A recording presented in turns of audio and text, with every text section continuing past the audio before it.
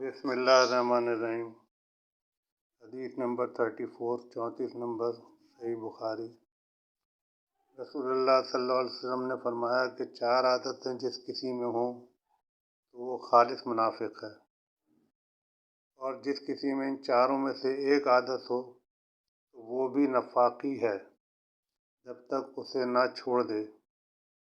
وہ یہ ہیں: جب اسے امین بنایا جائے تو امانت میں خیانت کرے، اور بات کرتے وقت جھوٹ بولے، اور جب کسی سے عہد کرے تو اسے پورا نہ کرے، اور جب کسی سے لڑے تو گالیوں پر اتر آئے۔ اس حدیث کو شعبہ نے ہی سفیان کے ساتھ مش سے روایت کیا ہے۔ اللہ تعالی ہم کو حدیث سمجھنے کی توفیق عطا فرمائے۔ اس کے اندر جو بات بیان کی جا رہی ہے وہ ایک چیز یہ ہے کہ اگر اس میں سے ایک عادت ہو تو وہ بھی منافق میں ہی شمار کیا جائے گا، لیکن اس کا مطلب یہ ہے کہ وہ شاید کمزور ترین درجے کا منافق کہلائے گا۔ اور اس میں ایک خاص بات یہ ایڈ کی گئی ہے کہ لڑے تو گالیوں پر اتر آئے، یعنی عموماً تو یہی دیکھنے میں آتا ہے جب لوگ لڑتے ہیں تو اکثر گالیوں پر اتر آتے ہیں، تو اس چیز کو بھی منع فرمایا ہے۔ اللہ تعالیٰ اس بات کو بھی سمجھنے کی توفیق عطا فرمائے، آمین۔ حدیث نمبر 35 35 نمبر۔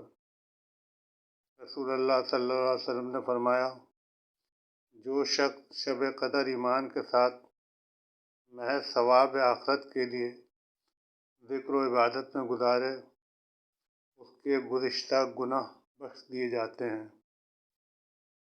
مقصد یہ ہے اس حدیث کا کہ رسول صلی اللہ علیہ وسلم نے جو فرمایا کہ جو شخص قدر ایمان کے ساتھ، یعنی جس کے اندر ایمان کی قوت موجود ہو، ایمان اس کا مضبوط ہو، صرف ثواب کی نیت سے آخرت کے لیے ذکر و عبادت میں گزارے، یعنی اسے یقین ہو کہ مجھے مرنا بھی اور حساب بھی دینا ہے، اس نیت سے اگر وہ اپنی عبادت کو کرتا ہے تو اللہ تعالیٰ اس کو جو ماضی کے گناہ ہیں جو وہ کرتا رہا ہے یا کر چکا ہے وہ اس کو بخش دیے جائیں گے۔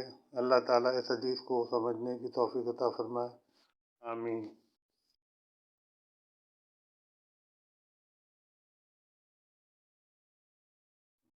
بسم اللہ الرحمن الرحیم۔ حدیث نمبر 36 نمبر۔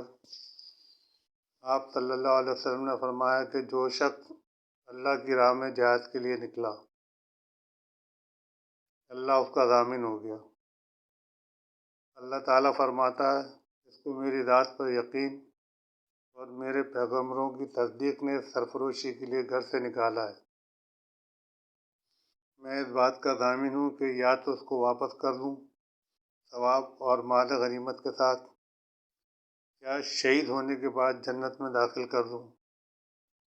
رسول اللہ صلی اللہ علیہ وسلم نے فرمایا: اور اگر میں اپنی امت پر اس کام کو دشوار نہ سمجھتا تو لشکر کا ساتھ نہ چھوڑتا، اور میری خواہش ہے کہ اللہ کی راہ میں مارا جاؤں، پھر زندہ کیا جاؤں، پھر مارا جاؤں، پھر زندہ کیا جاؤں، پھر مارا جاؤں۔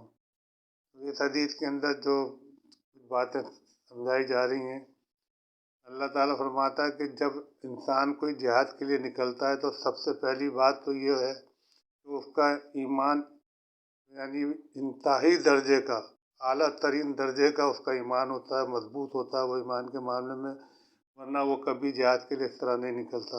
یعنی اس کو اس بات کا یقین ہے کہ میں دنیا میں اللہ تعالیٰ کی نے مجھے بھیجا اور قیامت کے دن میں اللہ تعالیٰ کے سامنے جا کے اپنا جواب دوں گا۔ یہی اس کا ایمان کا مضبوطی ہوتی ہے کہ اسے اپنے موت کا یقین ہوتا ہے کہ اسے جواب دینا ہے، اور اسی لیے وہ جہاد کے لیے نکلتا ہے۔ اور اس کو اللہ کے پیغمبروں کو بھی ظاہر ہے کہ اسی ایمان کا حصہ ہے۔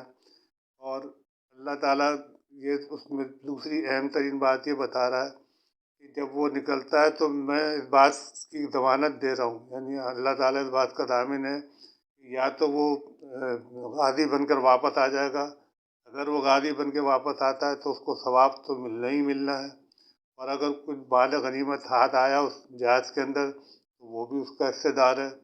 لیکن اگر شہید ہونے کے بعد شہید ہو گیا اللہ تعالیٰ کا یہ دوسرا وعدہ ہے کہ اس کو جنت میں داخل کر دوں گا. یعنی دونوں صورتوں میں اگر وہ اللہ کا جہاد کے لیے نکلتا اللہ کی خاطر، تو دونوں صورتوں میں اس کو اللہ تعالیٰ نے انعام و اکرام سے نوازنے کا وعدہ کیا ہے. اور اللہ تعالیٰ ہم سب کو اس بات کو سمجھنے کی توفیق عطا فرمائے. آمین ثم آمین.